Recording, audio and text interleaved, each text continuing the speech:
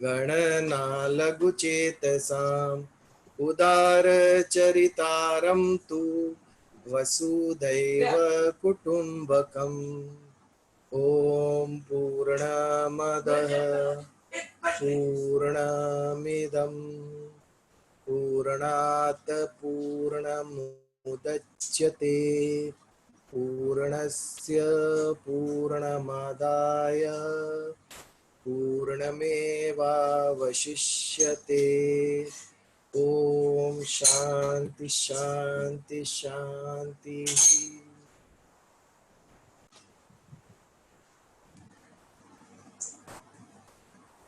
इतने सारे गुण देखे हमने भक्त के, लेकिन मैं सोचता हूँ आज की प्रतीक्षा का गुण उसमें क्यों नहीं कहा भगवान ने। आज के इस विश्व में जब से मोबाइल आया है, हम प्रतीक्षा का आनंद लेना ही भूल गए कि थोड़ा देर इंतजार करें और फिर प्राप्त हो, तो उसका कुछ आनंद ही अलग है।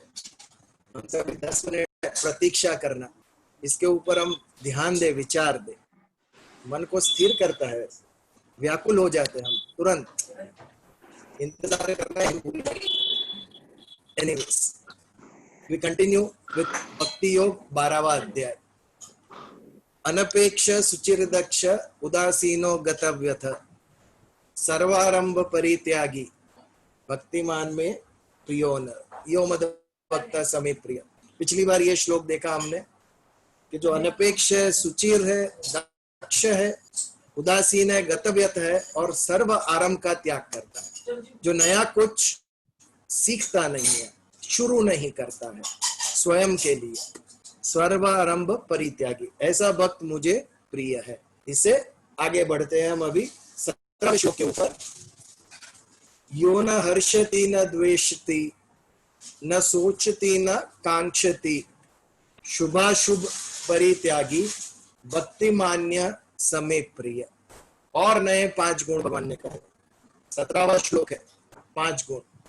यो न हर्षति न द्वेष्टि न शोचति न कांक्षति, ये 4 हमें देखने हैं। यो न हर्षति, हर्ष हमें सबको पता है, जिसको किसी भी प्रकार का सुख आए तो वो सुख से पागल होके कूदने नहीं लगता है, ये अर्थ है।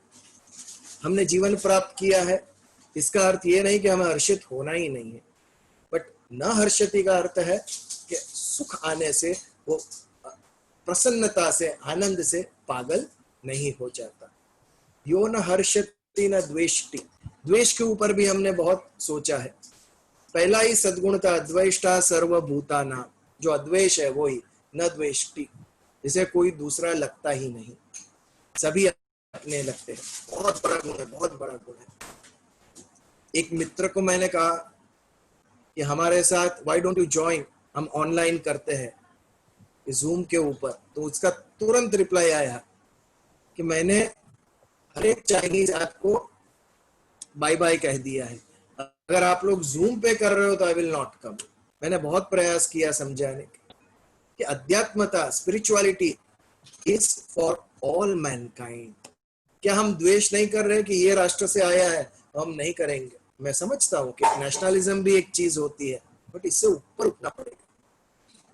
व्हाट्सएप ग्रुप में मैसेजेस चल रहे थे, तो उसमें एक फ्रेंड ने मैसेज किया था कि आई एम सरप्राइज्ड कि इतने हमारे सोल्जर्स मरे बॉर्डर पे, जो भी हो रहा है उसे। तो मुझे लिखना पड़ा, उसे कहना पड़ा कि आई एम सरप्राइज्ड कि man are fighting with man, man is fighting with man. If 2 dogs are fighting, we understand they are dogs. अगर प्राणी झगड़ा कर रहे हैं तो हम समझ सकते हैं प्राणी है, ये मनुष्य क्यों झगड़ा कर रहे हैं? जो हो रहा है वो सही नहीं हो रहा है, लेकिन इससे ऊपर उठना पड़ेगा, राष्ट्रवाद से ऊपर उठना पड़ेगा, तभी मनुष्यवाद एक होगा। हम सब मनुष्य, भगवान तो यहाँ करते हैं अद्वैष्ट सर्वभूतानां, सर्वभूत यानी ऑल लिविंग बीइंग्स। हम तो केवल मनुष्य की बात कर रहे हैं कि होना चाहिए, किसी भी खंड के हो, अफ्रीकन हो, अमेरिकन हो, चाइनीज हो, इंडियन हो, we all are humans at the end of the day. अगर इसकी ऐक्य की बात करते हैं तो हम आध्यात्मिक है। इससे ऊपर उठते हैं भगवान, भगवत गीता कहती है सर्वभूतानां, सर्वभूतानां यानी एवरी लिविंग बीइंग, भले छोटा सा छोटा जंतु हो, उसके लिए भी द्वेष भाव नहीं होना चाहिए। आज पृथ्वी के ऊपर कैसा मनुष्य ने आधिपत्य बना लिया है, दूसरे हरेक जाति जो उसके बीच में आई उसको नष्ट कर दिया। हम ये भूल गए कि ये पृथ्वी केवल मनुष्य के लिए नहीं है, ये पृथ्वी, ये संसार सभी जीव जंतु पशु पक्षी के लिए भगवान ने बनाई है। और इसके ऊपर भगवान ने हमें गिफ्ट दी बुद्धि की, और उसका हमने दुरुपयोग किया। कितने पक्षी, कितने प्राणी एक्सटिंक्ट हो जाएंगे, इतने कम हो गए, कितने एक्सटिंक्ट हो गए पृथ्वी के ऊपर से, उनकी प्रजाति नष्ट हो गई। किसके कारण? मनुष्य के कारण। क्योंकि हम भूल गए कि केवल हमारे लिए पृथ्वी नहीं है। तो कहने की बात है कि द्वेष नहीं होना चाहिए। नेशनलिज्म भी एक बात है, हमारे राष्ट्र पर यदि किसी का प्रहार होता है तो वो चलाने ना नहीं चाहिए, बट उससे ऊपर भी सोचना चाहिए कि पहले प्रिवेंटिव है, ये प्रिवेंटिव है।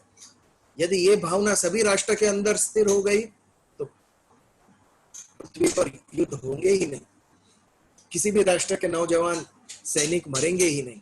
हमारा लक्ष्य वो होना चाहिए। यदि आक्रमण होता है तो आर्मी के द्वारा उसका उत्तर देना उपाय है, लेकिन भविष्य में आक्रमण ना हो इसके लिए एज अ प्रिवेंटिव मेजर ये सद्भावना हर एक राष्ट्र तक पहुंचनी चाहिए। 1949 में यूनाइटेड नेशंस हमने स्थापना की, बट कहाँ वो भी सफल हो रहा है। क्यों? क्योंकि ये भावना लेके नहीं जा रहे हैं हम लोग कि हम मनुष्य है और वी कैन नॉट फाइट। ये हमारी प्रगति है, ये हमारा प्रोग्रेस है, ना कि बड़े बड़े रेस लगा के भारी शस्त्र बनाते जाए। एक बनाए उसे, एक 4000 किलोमीटर की मिसाइल बनाता है तो दूसरा 6000 किलोमीटर की मिसाइल बनाता है। ये कैसी रेस लगाई है हमने इसके प्रति? ये हमारी नासमझी है। प्रिवेंटिव पर सोचना चाहिए कि विश्व में युद्ध ना हो, रेस ना हो आर्म्स की, शस्त्रों की, और प्रेम भाव से सब जिए। तो यो न हर्षति न द्वेषति न शोचति न कांक्षति। वहां पर हमने एक सद्गुण देखा था, शौच, और यहां पर भगवान कहता है न शोचति। व्हाट इज शोचति? संस्कृत में शोचति यानी हिंदी में शोक। शोच को हमने शोक बना दिया, मन में शोक उत्पन्न होना, इसे शोचति कहते हैं। भगवान का जो भक्त है ना हर्षित होता है, ना उसके मन में शोक है, ना द्वेष करता है, ना आकांक्षा करता है। आकांक्षा यानी टू एक्सपेक्ट, इच्छा करना, उसे आकांक्षा करना। ये चारों चीज से ऊपर है भक्त जो हो गया है भगवान का। ये चार जब सद्गुण देखता हूं मैं, तभी मुझे रामायण याद आती है। रामायण में चारों गुण कैसे हमें एक ही इसमें दिखते हैं। कई योद्धा थी, वो युद्ध में जाती थी, उसे रथ चलाना भी आता था। और दशरथ के साथ एक बार वो युद्ध में गई थी, और युद्ध में दशरथ के रथ का पहिया निकल जाने वाला था, उसका जो किला था वो निकल गया था। तभी कैकेयी ने अपनी उंगली वो किले की जगह रख दी थी, और रथ उसका चला, और रथ पे से दशरथ ने युद्ध किया और युद्ध जीता। इस प्रकार कैकेयी ने दशरथ के प्राण बचाए उस वक्त, उस युद्ध में। इसके लिए दशरथ ने प्रसन्न होकर कहा, मांगो आपको तुझे क्या मांगना है। तो तभी कैकेयी ने कहा कि मुझे 2 वरदान चाहिए, बट वो मैं अभी नहीं मांगती हूँ, जब मुझे अनुकूल परिस्थिति दिखाई देगी तब मैं मांगूंगी। दशरथ ने कहा ठीक है। ये जब मैं सुनता हूं तभी मुझे हमेशा याद आती है हमारे पौराणिक कथाएं। आप देखिए, देवता हो या दानव हो, सभी तपस्याएं करते थे, घोर तपस्याएं करते थे, और ब्रह्मा जी से या महादेव से वरदान मांगते थे, और सीधा वो लोग तथास्तु कह देते थे। एक बार भी उनसे पूछते नहीं थे कि तेरी जो मांगे, तू जो मांगने वाला है वरदान, वो योग्य है कि अयोग्य है। इतना तो पूछा होता दशरथ ने कि कोई 2 योग्य वरदान मांगेगी तो मैं तुझे दूंगा। दशरथ ने कुछ भी नहीं पूछा, तथास्तु कह दिया, वरदान दे दिया। महादेव और ब्रह्मा योग्य अयोग्य वरदान देते थे, और फिर उस दानव को मारने के लिए भगवान विष्णु को अवतार लेना पड़ता था। आप देखिए कितने सारे अवतार भगवान विष्णु ने लिए। क्यों? क्योंकि महादेव जी ने या ब्रह्मा जी ने तथास्तु कह दिया दानव को, बिना उसे कंडीशन रखे कि भाई योग्य वरदान मांगना तो ही मैं तथास्तु, नहीं, तेरी जो इच्छा है वो मांग। इस प्रकार दशरथ ने तथास्तु कह दिया कैकेयी को। और हम सबको पता है जब राम के राज्याभिषेक की बात हुई तो हर्षित होकर दशरथ ने वरदान दे दिया। इसके लिए हमें समझना चाहिए कि when we are very happy तभी कोई प्रॉमिस मत करो। हम जब अत्यंत खुश होते हैं तब जो प्रॉमिस कर देते हैं वो आगे चल के शायद हमारे लिए कठिनाई उत्पन्न कर सकता है। तो दशरथ ने भी हर्षित होकर कैकेयी को वरदान दे दिया कि तू जो मांगेगी मैं 2 वरदान तुझे दूंगा, आई विल गिव यू। अभी राम का राज्याभिषेक की घोषणा हुई और क्या हुआ, मंथरा के मन में द्वेष भाव उत्पन्न हुआ कि राम को यदि राजा बनाया तो भरत को राजगादी नहीं मिलेगी, और भरत को राजगादी नहीं मिलेगी तो कैकेयी राजमाता नहीं बनेगी, और कैकेयी राजमाता नहीं बनी तो मंथरा का क्या स्थान रहेगा अयोध्या में। ये द्वेष भाव मंथरा के मन में आया और उसने क्या किया, उसने कैकेयी को उकसाया कि राम को राज्याभिषेक कल होने वाला है भरत के लिए गादी में। अभी ये जब बात कैकेयी के मन में आई तो उसके मन में क्या हुआ, आकांक्षा निर्माण हुई। उसके मन में आकांक्षा निर्माण हुई कि हाँ बात तो सही है, मेरे बेटे को यदि राजगादी मिले तो मैं राजमाता कहलाऊंगी। तो हर्ष में आके दशरथ ने वरदान दिया, मंथरा के मन में द्वेष उत्पन्न हुआ, कैकेयी को आकांक्षा उत्पन्न हुई कि मैं मेरा बेटा राजा बने। और फिर क्या हुआ, हम सबको पता है कि राम को जब वनवास जाने का वक्त आया तो दशरथ इतने शोकाकुल हो गए, नर्वस हो गए कि उनकी मति भ्रष्ट हो गई। शोक में ये हो जाता है, जब शोक उत्पन्न होता है तब जीवन का उत्साह चला जाता है, हमारी बुद्धि भ्रष्ट हो जाती है। We can not take right decision. जो अत्यंतिक प्रसन्न है, हर्ष है या अत्यंतिक शोक में है, वो सही निर्णय नहीं ले सकता। तभी हमारा मन अच्छी बात में, सही बात में लगता नहीं है। इसीलिए हमारे शास्त्रों में अनध्याय कहा है। हम कभी अध्ययन अभ्यास नहीं करना चाहिए, हमें 2 वक्त नहीं करना चाहिए। जब अधिक से अधिक हम प्रसन्न हो, जैसे घर में कोई शादी ब्याह का माहौल हो या दिवाली, होली, ऐसे नवरात्रि, ऐसे बड़े उत्सव हो, जब बड़े उत्सव हो तभी हम लोग सब इतने प्रसन्न होते हैं और उसमें आनंदित होते हैं कि मन हमारा अभ्यास में नहीं लगेगा। इसके लिए जब अत्यंतिक हर्ष का वातावरण हो या अत्यंतिक शोक का वातावरण हो तो ये दोनों वक्त अभ्यास करने को हमारे शास्त्रों ने मना किया है कि इस वक्त हम अध्ययन नहीं कर सकते हैं, और इसके लिए उसे कहते हैं अनध्याय। आज टेक्निकल खामी हो गई, मुझे लगा आज हमें अनध्याय लेना पड़ेगा। व्हाट्सएप पे मैसेज आने लगे कि हम लोग लॉगिन नहीं कर सकते हैं, तो आई थॉट कि आज हमारा अनध्याय हो जाएगा तकनीकी कारणों की वजह से, बट भगवान की कृपा से we all are meeting again. तो शोक के कारण व्याकुल हो गए दशरथ जी और उनकी मति भ्रष्ट हो गई। वो महाराज थे अयोध्या के, सभी मंत्रीगण उसके हाथ के नीचे थे, सेनापति और सैन्य उनके पास था, तो उन्होंने कैसे कैकेयी को रोका नहीं। वो राम को कहते हैं कि आप राजा बन गए, मुझे बंदीवान बना दो। कितना उनके मन में डिप्रेशन आ गया होगा। स्वयं राजा है और राम को कहते हैं कि आप मुझे बंदीवान बना दो। उन्होंने अपनी सैन्य की मदद से कैकेयी को रोक सकते थे, बट नहीं हुआ और अनर्थ हो गया। राम को वनवास जाना पड़ा और उनके वियोग से, जब राम नहीं थे तो उनके वियोग से उनका अंत हो गया। तो ये जो शोक था ये उसके मन में आ गया था, दशरथ के मन में। तो हर्ष, द्वेष, शोक और आकांक्षा, ये चारों गुण रामायण में हमें देखने को मिलते हैं। और भगवान कहते हैं ये चारों से ऊपर उठता है वो मेरा भक्त, क्योंकि इसमें यदि हम फंस गए तो हमारी मति भ्रष्ट होगी और हम गलत निर्णय ले सकते हैं। इसके लिए भगवान कहते हैं न हर्षति न द्वेषति न शोचति न कांक्षति, शुभाशुभ परित्यागी भक्तिमान्य समे प्रिय। शुभ और अशुभ कितना हमारे मन के अंदर भरा है, ये करेंगे तो शुभ है, ये करेंगे तो अशुभ है। काली बिल्ली अगर रास्ता क्रॉस कर लिया तो हम वापस आ जाते हैं, क्यों? अनर्थ हो जाएगा, हम जो काम करने निकले वो काम होगा नहीं आज। तो शुभ अशुभ ये हमारे मन में आया कहां से? इससे ऊपर उठने के लिए भगवान कह रहे हैं कि जब धर्म के अंदर से बुद्धि तत्व निकल जाता है, तभी श्रद्धा अंधश्रद्धा का स्वरूप पकड़ लेती है।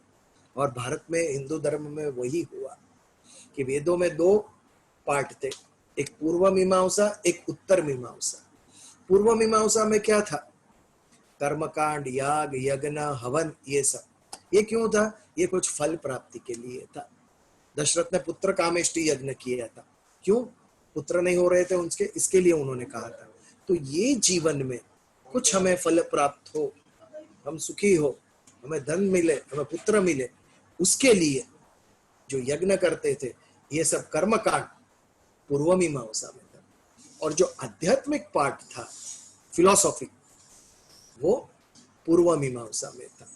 But philosophical aspect was difficult. Philosophy को समझना इतना इजी नहीं था, उसके लिए तेज बुद्धिमत्ता चाहिए थी। इसके लिए धीरे धीरे धीरे लोग उससे दूर होते रहे और पौराणिक कथाओं में ही हिंदू धर्म बद गया टोटल। हमारे लिए हिंदू धर्म क्या है? रामायण, महाभारत और अलग अलग पुराण और कथाएं, इसी को हम हिंदू धर्म समझ बैठे। और इतना उच्च आध्यात्मिक ज्ञान जो था वेद में, उपनिषद में, भगवत गीता में, उसे वेदांत भी कहते हैं, पूर्व मीमांसा, उससे हम दूर हो गए। ये जो इंटेलेक्चुअल एस्पेक्ट था वो गहन था, डिफिकल्ट था, इसके लिए मनुष्य उससे दूर हुआ। और जैसे ही बुद्धि तत्व धर्म से निकल गया तो श्रद्धा का स्थान अंधश्रद्धा ने ले लिया। और अंधश्रद्धा के कारण कुरिवाज आ गए, सब धर्म सड़ने लगा हमारा, उसके ऊपर कचरा जमने लगा, धूल जमने लगी। और एक टाइम तक इतनी बुरी परिस्थिति हो गई कि उसके रिएक्शन के स्वरूप में दूसरे धर्म बुद्धि को प्राधान्य मानकर उद्भवने लगे और पीपल फॉलो करने लगे। और इसमें मुख्यतः बौद्ध धर्म। एक ही काल में हम कह सकते हैं कि भगवान बुद्ध और भगवान महावीर दोनों ने भारत में जन्म लिया था with in span of 50 to 100 years। और उन्होंने इंटेलेक्ट बेस्ड धर्म की शुरुआत की। यहां तक कहते हैं कि बौद्ध धर्म के कई सारे विचार उपनिषदों से प्रभावित थे। बट हिंदू धर्म में श्रद्धा का स्थान अंधश्रद्धा ने ले लिया था। ये करना चाहिए, ये नहीं करना चाहिए, ये सब क्यों घुस गया? क्योंकि ज्ञान से हम दूर हुए। यदि ये एक श्लोक भी हम रोज पढ़ते कि शुभाशुभ परित्यागी, तो हमारे मन में इतना नहीं होता। अभी चंद्र ग्रहण के दिन रविवार को एक ग्रुप में सुबह योगा करना था, तो वहां पर क्वेश्चन आने लगे कि योग कर सकते हैं ग्रहण है तो? ये इनऑस्पिशियस तो नहीं है ना, अशुभ तो नहीं है ना योग करना? तभी मैंने ये श्लोक कहा उनको, कृष्ण भगवान ने कहा है शुभाशुभ का त्याग करेगा वो मेरा भक्त। अभी आप नक्की करो कि आपको जिसने बताया है वो बड़ा है कि कृष्ण भगवान बड़ा है। बहुत सुंदर श्लोक है, शुभ और अशुभ ये दोनों का त्याग करो। हम कितने मुहूर्त देखते हैं, ना हम मुहूर्त देख के जन्म लेते हैं, ना मुहूर्त देख के मरते हैं। तो बीच में क्या इंपॉर्टेंट है? मुहूर्त देखना। सब शुभ और अशुभ। तो ये जो धर्म आए, जैनिज्म, बौद्धिज्म, जैनिज्म तो प्राचीन धर्म था उसके पहले ही, बट उन्होंने ज्ञान को ज्यादा ये दिया। और जब ज्ञान को प्राधान्य आया धर्म के अंदर, तभी क्या हुआ? तभी फिलोसॉफी उद्भव हुआ उसका। और अंधश्रद्धा के स्थान पे फिलोसॉफी ने स्थान ले लिया। What is philosophy? फिलोसॉफी की भी सुंदर व्याख्या है, सिंपल व्याख्या है फिलोसॉफी की। कोई भी विचार, group of thought, school of thought, जो विचारधारा तर्क और बुद्धि के आधार पर खड़ी है, वो फिलोसॉफी है। फिलोसॉफी में क्या इंपॉर्टेंट है? तर्क, logic, it should be logical, और बुद्धि के आधार पर रीजन बेस्ड होनी चाहिए। बुद्धि के आधार पर होगी तो उसे हम फिलोसॉफी कह सकते हैं। यदि उसमें तर्क, लॉजिक नहीं रहा, तत्व ज्ञान नहीं रहा, रीजनिंग नहीं रहा, तो इट विल बी अंधश्रद्धा। और वो जब उसके ऊपर हम चलने लगे तो शुभ और अशुभ में फंस जाएंगे पूरा जीवन।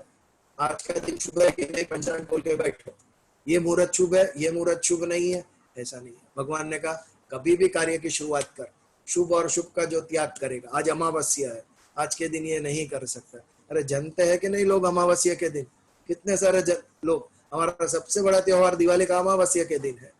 तो ऐसा नहीं है, शुभ और अशुभ हमारे मन के अंदर है। श्रद्धा में से जब ज्ञान निकल जाता है, बुद्धि तत्व निकल जाता है, तो वो अंधश्रद्धा का स्वरूप पकड़ लेता है और हम शुभ और अशुभ के अंदर आ जाते हैं। बट एक कहावत है हमारे गुजरातियों में कि सूखे के साथ हरा भी जल जाता है। सूखे घास में जब आग लगती है तो उसके साथ हरा भी जल जाता है।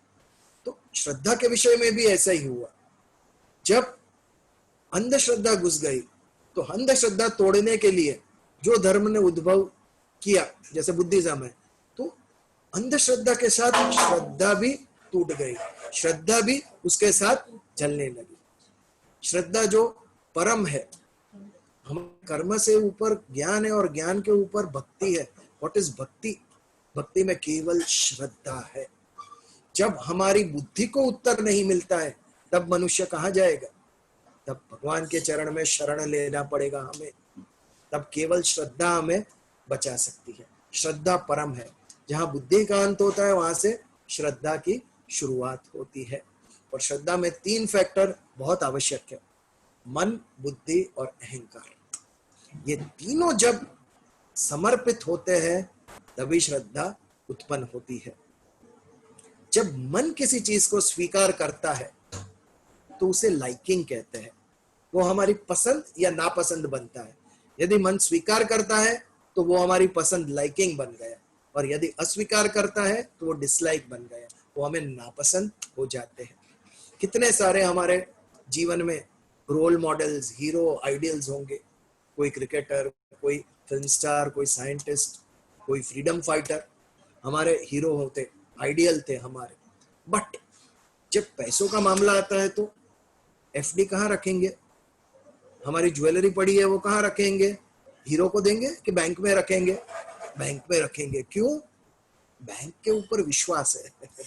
बैंक के ऊपर विश्वास है। बुद्धि क्या कहती है? बैंक में रख। क्यों? बैंक के ऊपर विश्वास है मुझे।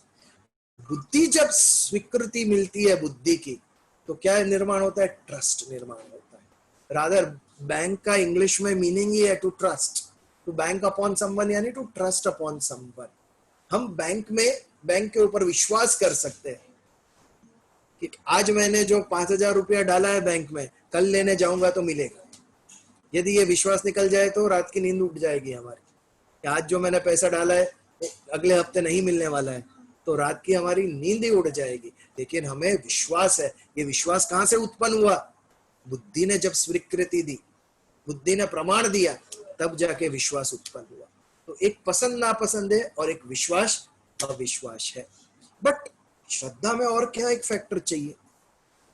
किसी के ऊपर विश्वास भी है, किसी के ऊपर कोई व्यक्ति हमें पसंद भी है, फिर भी एक तत्व अभी भी रह जाता है, और वो है हमारा अहंकार। यदि आपका फेवरेट क्रिकेटर हो, हीरो हीरोइन कोई भी हो, आप उनसे मिलने गए और उन्होंने देखा ही नहीं, कार में निकल गए, आपको इग्नोर किया, अवगणना की, आपके मन को ठेस पहुंचेगी और आपकी पसंद में से उतर जाएंगे अगर 1-2 बार ऐसा हुआ तो। वैसे ही बैंक के ऊपर विश्वास है, लेकिन बैंक में जब जाते हैं और कोई एम्प्लॉई या मैनेजर हमारे से दुर्व्यवहार करता है तो हम कहेंगे कि हम दूसरे बैंक में जाते हैं। आपके ऊपर, आपके साथ हमें संबंध नहीं रखना है, no financial relations with you. तो ये क्या हुआ?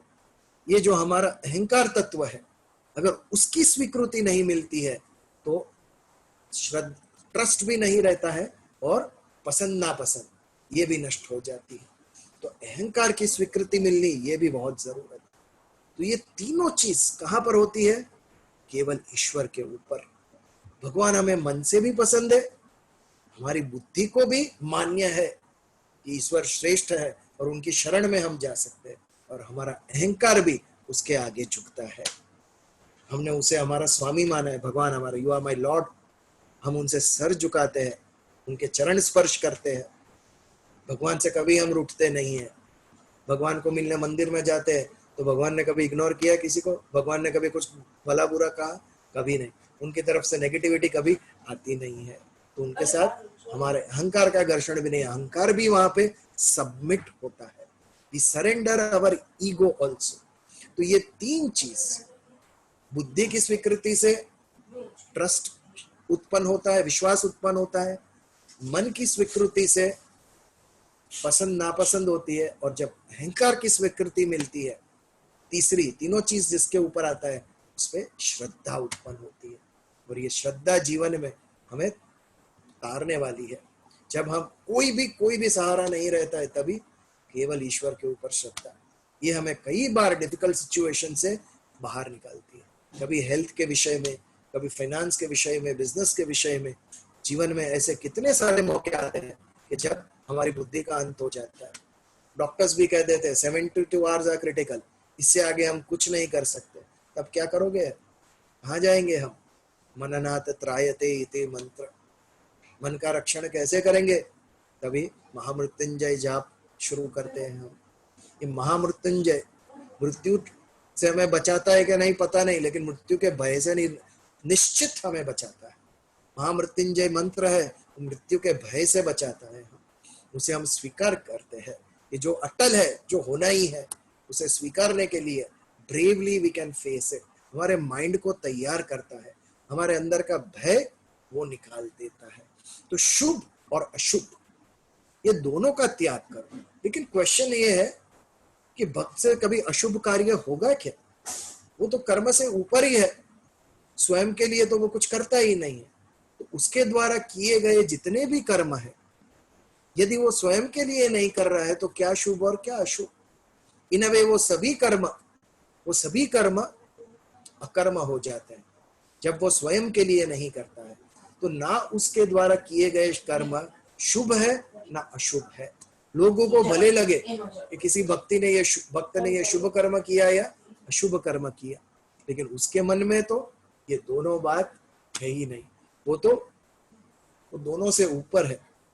शास्त्र में दो प्रकार के कर्म का है, एक विधि और एक निषेध। व्हाट इज विधि? जो करने योग्य कर्म है उसे विधि कहते हैं, और जो नहीं करने योग्य कर्म है उसे निषेध कहते हैं।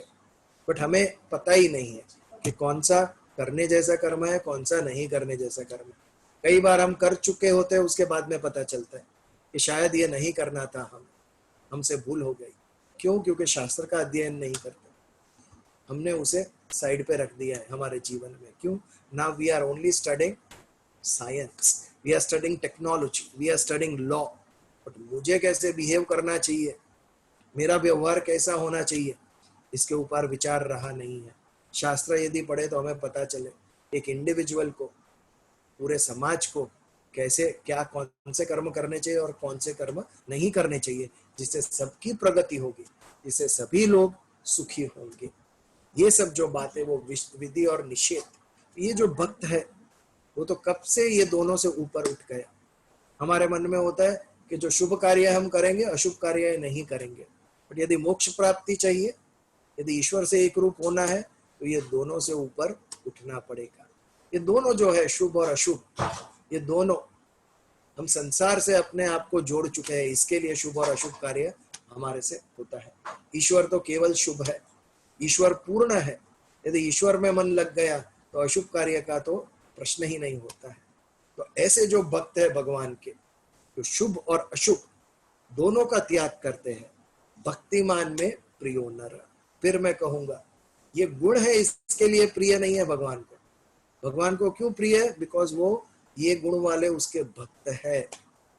यदि भगवान का भक्त नहीं होता वो व्यक्ति, तो भले ही उसमें ये इतने गुण हो, तो शायद ईश्वर को इतना प्रिय नहीं होता। वो नेचुरल है, जो अपने हैं वही हमें ज्यादा पसंद होते हैं। भले ही उसमें थोड़े दुर्गुण हो, मित्रों में दुर्गुण हो, हम कैसे चला लेते हैं सब कुछ। यदि कोई मित्र को व्यसन है, हमें कोई फर्क नहीं पड़ता, एक दो बार कहेंगे। लेकिन हमारे बच्चे को हो तो हम बिल्कुल नहीं चलाएंगे, वो हमें पीड़ा देता है। लेकिन मित्र को व्यसन हो तो हमें कुछ नहीं होता है, वी इग्नोर इट, हम चला लेते हैं वो सब कुछ। ऐसा है जो भगवान का भक्त है। जो भक्त है और जिसके अंदर ये गुण है, वो भगवान को प्रिय है। इसके लिए हर एक श्लोक के पीछे भगवान ने कहा, यो मद भक्त समय प्रिय, भक्तिमान में समय प्रिय। भक्तिमान कौन है? भक्तिमान कौन है? भक्तिमान या मद भक्त किसे कहेंगे? जिसका मन, जिसकी बुद्धि, मई अर्पित मनोबुद्धि, जिसने ईश्वर को मन और बुद्धि अर्पण किया है, वो भगवान का भक्त। और ऐसा जो भक्त है, उसके द्वारा जो कर्म होते हैं, मन में इच्छाएं होती है, बुद्धि उस इच्छा के निर्णय करेगी कि कौन सी इच्छा पे हम कर्म करें। और उसके द्वारा जो कर्म होते हैं, अगर मन के अंदर, बुद्धि के अंदर ईश्वर ही है, तो हमारे द्वारा जो कर्म होंगे वो भी अच्छे कर्म ही होंगे, तो बुरे कर्म होंगे नहीं। तो ऐसा जो भक्त है जिसके मन और बुद्धि में ईश्वर है और जो ईश्वर के लिए कर्म कर रहा है, ईश्वर के लिए जी रहा है।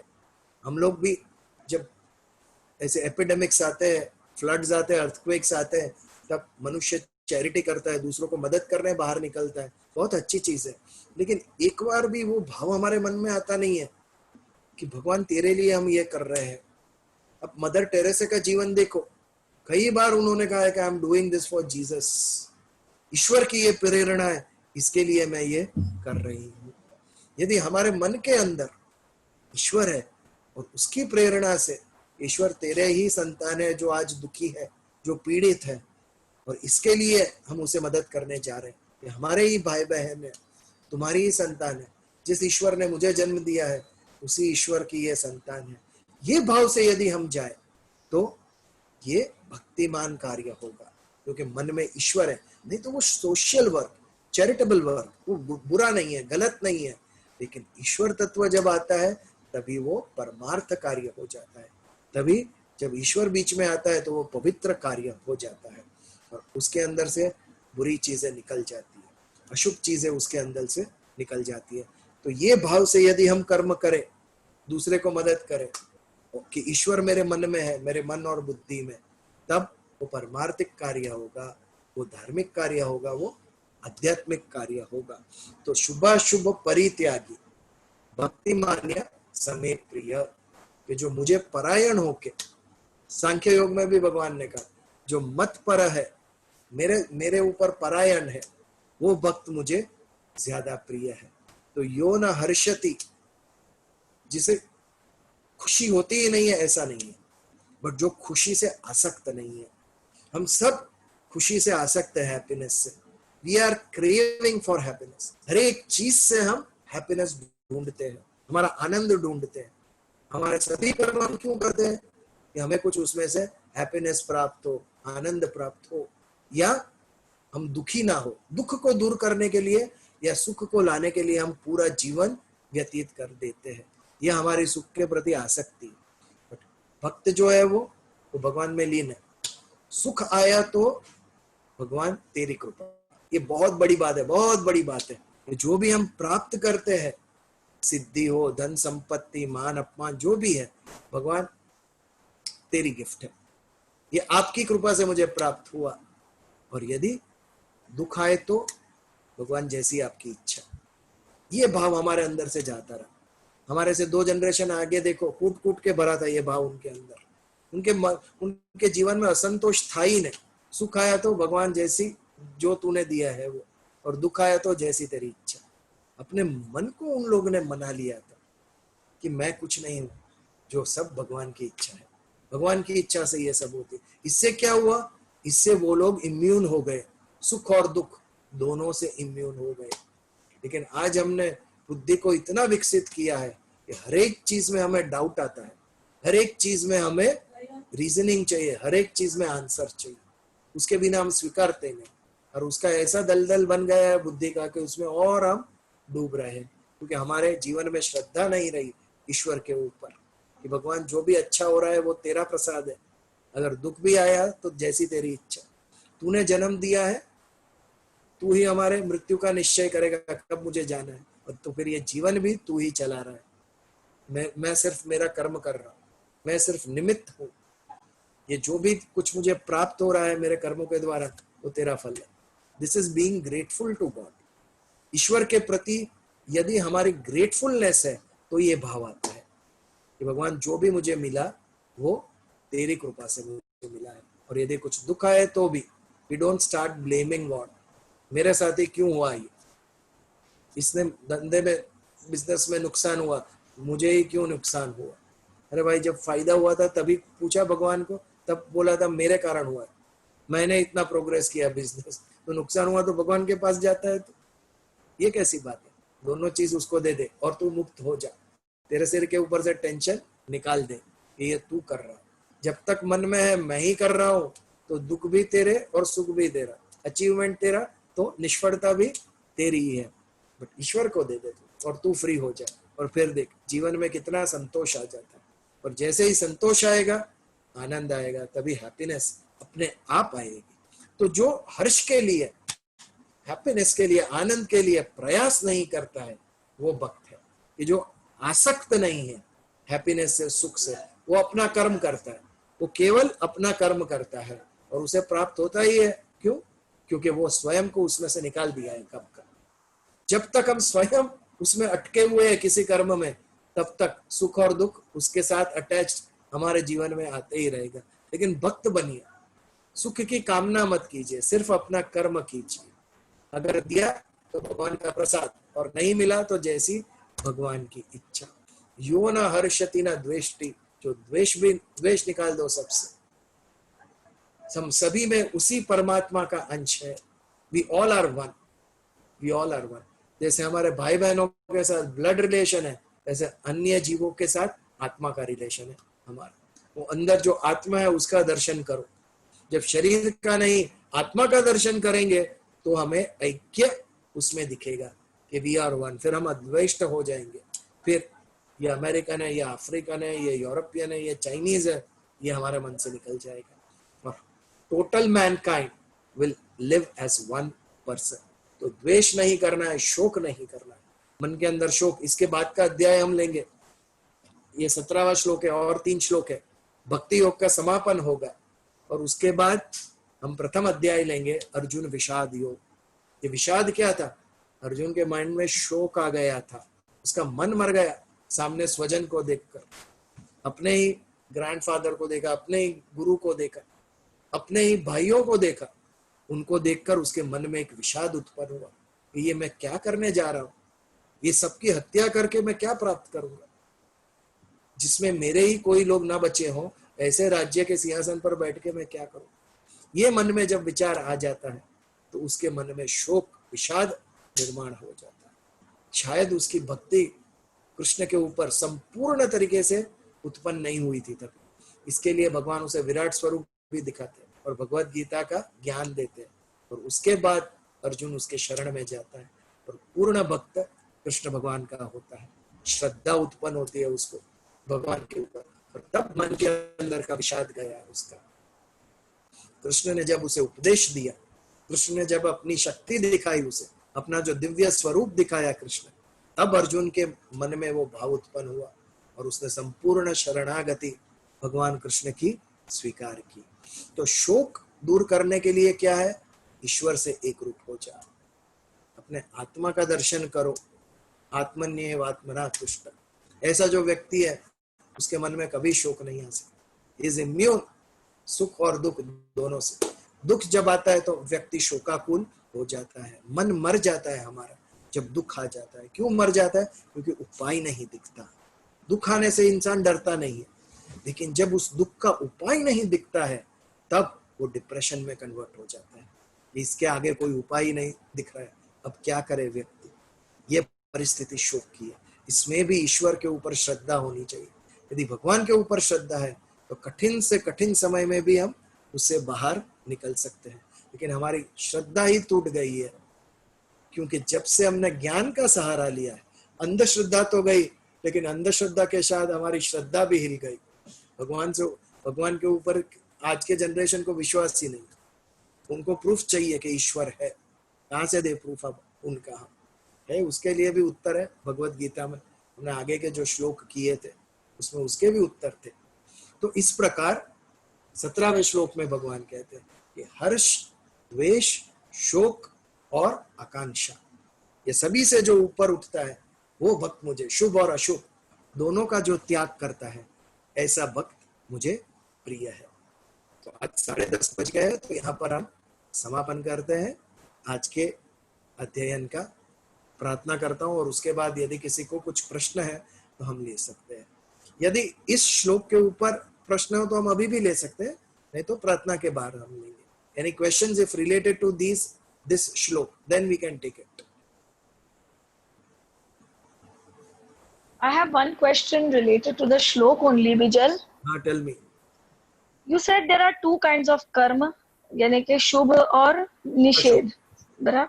अशुभ जिसको हम बोल, हाँ। तो then what about उचित and अनुचित? उचित और अनुचित का भी तो कुछ अंतर होगा। Exactly. जो करने योग्य है वो उचित है, जो नहीं करने योग्य है वो अनुचित है, प्रॉपर इम्प्रॉपर। तो ये भी तो हो सकता है कि जो आज के समाज में उचित है वो किसी और समाज में अनुचित रहा होगा। Definitely definitely. See, it is not time bound. जो टाइम बाउंड है उसे सनातन नहीं कह सकते हैं। जो किसी भी स्थान पे किसी भी समय में एप्लीकेबल है वो सनातन है, कि वो सभी जगह उसका एप्लीकेशन हो सकता है। जैसे कि कभी किसी समय में शायद एनिमल्स का सैक्रिफाइस करना was a part of a vidhi, बलि प्रथा थी। सही बात है। अब ये यूं तो एक दो प्रकार के कर्म है, जैसे एक धार्मिक है और एक सामाजिक है। कुछ कर्म हम इसलिए करते हैं कि हम इस समाज में रहते हैं तो वो हमें करना है, कुछ हम इसलिए करते हैं कि हम इस धर्म से जुड़े हुए हैं। ये कुछ एक ऐसे कर्म रहे होंगे जो आप किसी धर्म में भी जुड़े हो और उस धर्म से इर्द गिर्द उस समाज में, जैसे गेटोज में लोग रहते थे तो सभी ओवरलैप होते। अब यहाँ पर फिर आपका निषेध कहाँ गया? नहीं, सी, some things are related to that time, it changes with time, और कुछ जो चीज है वो कभी चेंज नहीं होती है। तो ऐसी जो चीज है जहां पर कंफ्यूजन है कि ये सही करे कि ये करे, ये बात जहां आती है वहां शास्त्र कहते हैं जो ज्ञानी व्यक्ति है जिसका अंतकरण शुद्ध है उसको जो प्रेरणा होती है फॉलो दैट। ऐसे समय में क्या करे? कोई योग्य व्यक्ति को पूछो कि ये सही है या ये। जो ज्ञानी है, जिसका अंतकरण शुद्ध है, जो समझदार है, ये व्यक्ति उसको जो लगेगा कि नहीं आज के वक्त में इस सिचुएशन में ये करना योग्य है, वो सही पकड़ के चलो। क्योंकि situations are so different, it is so complex, human beings are complex. कि आज बॉर्डर पे जो चल रहा है हमें क्या करना चाहिए? अहिंसा करनी चाहिए कि हिंसा करनी चाहिए? जब दुश्मन हमें मारना चाहिए तो इट इज सो सब्जेक्टिव। आप विधि या निषेध तभी नहीं देख सकते, वो उस समय ही।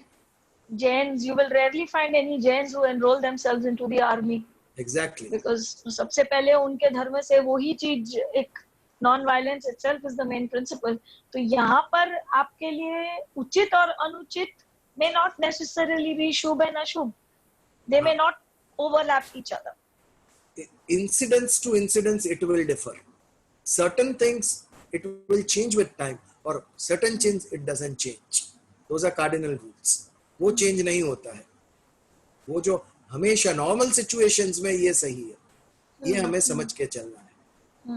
उसका interpretation it may change from time to time, but वो उस काल में उस समाज के लोगों को मिलके निश्चय करना चाहिए कि आज की परिस्थिति तो हमें ये करना चाहिए या ये करना चाहिए, हिंसा होनी चाहिए या अहिंसा होनी चाहिए। आज जैसे कृष्ण भगवान ने भी शिशुपाल का वध किया था कि नहीं? और दुर्योधन का नहीं किया था। वो सिचुएशन देख के समझकर भगवान ने ये कहा कि आज राजा दशरथ की जगह भगवान कृष्ण होते तो कैकेयी की चलती उसके आगे, मैनिपुलेट कर लेते थे किसी तरह से। उन्होंने चेंज किया होता। उन्होंने कहा होता कि आपका ये वरदान अयोग्य है, वहां से स्टार्ट किया होता। It depends, terms and conditions. Terms and conditions रखे होते उन्होंने बोला था ये योग्य नहीं है कैकेयी, और उसके प्रभाव में आए भी नहीं होते वो तभी। और कुछ या प्रार्थना करें हम? बीजल आमी हियर। वो विधि का डेफिनेशन आपने बताया था। I thought it was always about destiny, but you said Vidhi is what is right action or inaction. Can you explain again? Sorry. शास्त्रों में दो प्रकार के कर्म की कहे हैं। जो करने योग्य कर्म है, जो हमें करने चाहिए, उसे विधि कहते हैं, और जो नहीं करने जैसे है, अयोग्य है, उसे निषेध, निषेधात्मक कर्म, जो हमें नहीं करना चाहिए। जो सही है, जो गलत है। It's a broad you can say guideline कि ये करना चाहिए, ये नहीं, बट सिचुएशन टू सिचुएशन हमें समझकर ये फॉलो करना चाहिए। जड़ की तरह पकड़ना नहीं चाहिए कि ऐसा लिखा था इसके लिए हम ऐसा ही करेंगे। कृष्ण डजंट से सो। कृष्ण भगवान ने हमेशा मन में कुछ भी पकड़ के नहीं रखा। जैसा सिचुएशन था वैसा उन्होंने बिहेव किया, सिचुएशन के मुताबिक उन्होंने निर्णय लिया। 17 बार कंस जरासंध ने अटैक किया मथुरा पे, 18वीं बार उन्होंने डिसीजन लिया वी विल लीव मथुरा, नहीं तो हम सस्टेन नहीं कर सकेंगे ये अटैक, सारे यादव ये नष्ट हो जाएंगे। और मथुरा से दूर द्वारका गए और जबरदस्त प्रगति की उन्होंने, स्वर्ण नगरी बन गई थी द्वारका। वो कितना राइट डिसीजन था। यदि कोई अहंकारी होता तो मर जाएंगे लेकिन मथुरा छोड़ेंगे नहीं। Survival is important.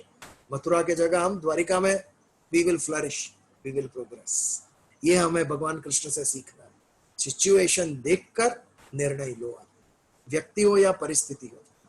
हम व्यक्ति को उड़ा ही देते हैं हमारी बुक से ये बुरा है मतलब बुरा ही है। अरे कई बार सही बात भी कर सकता होगा, लेकिन हमारा जो प्रेजुडाइस है वो कैंसिल ही कर देता है उस व्यक्ति को, हमारा प्रेजुडाइस है। भगवान में वो नहीं था, कृष्ण भगवान सिचुएशन देखकर ही वो निर्णय लेते थे। थैंक्स विजय। या तो प्रार्थना करें, then we will continue other discussions if questions are there. Okay. Om asato ma satgamaya tamaso ma jyotirgamaya mrityorma mratangamaya. Om shanti shanti shanti. Jai Shri Krishna.